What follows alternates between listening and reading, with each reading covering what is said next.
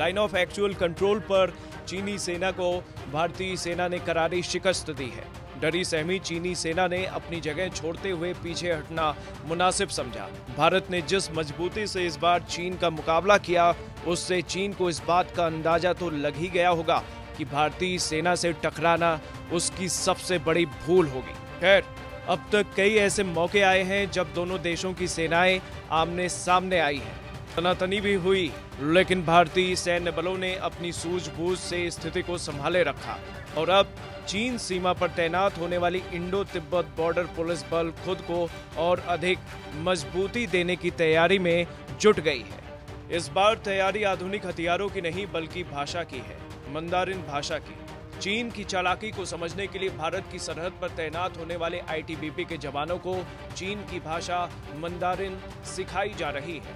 गलवान घाटी समेत दूसरी जगहों पर चीन से गतिरोध के बाद भारत चीन सीमा पर तैनात आईटीबीपी अपने यहाँ चल रहे चाइनीज लैंग्वेज कोर्स को और आधुनिक बना रही है, जिसका मकसद है कि सीमा पर तैनात आईटीबीपी के जवान चीनी सैनिकों से बेहतर संवाद कर सकें। शुरुआती दौर में आईटीबीपी ने अपने मसूरी स्थित एकेडमी में इस कोर्स की शुरुआत भी कर दी है, जिसमें कई बैच पढ़ाने की तैयारी की जा रही है। कोरोना की वजह से बीच में इस कोर्स को रोका गया था।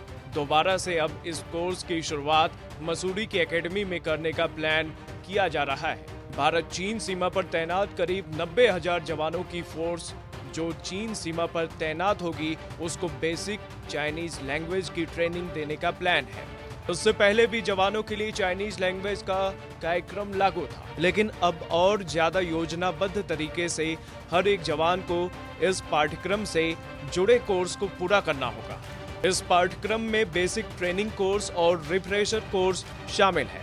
इस पहल से शुरुआती दौर में आईटीबीपी ने अपने मसूरी स्थित एकेडमी में इस कोर्स की शुरुआत कर दी है, जिसमें कई बैच पढ़ाने की तैयारी की जा रही है। कोरोना की वजह से बीच में इस कोर्स को रोका गया था।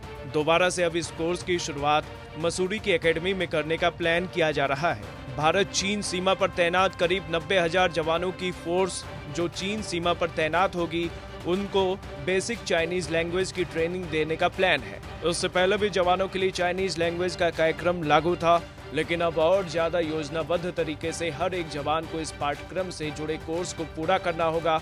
इस पाठ्यक्रम में बेसिक ट्रेनिंग कोर्स और रिफ्रेशर कोर्स शामिल है। ब्यूरो रिपोर्ट, भारत तक।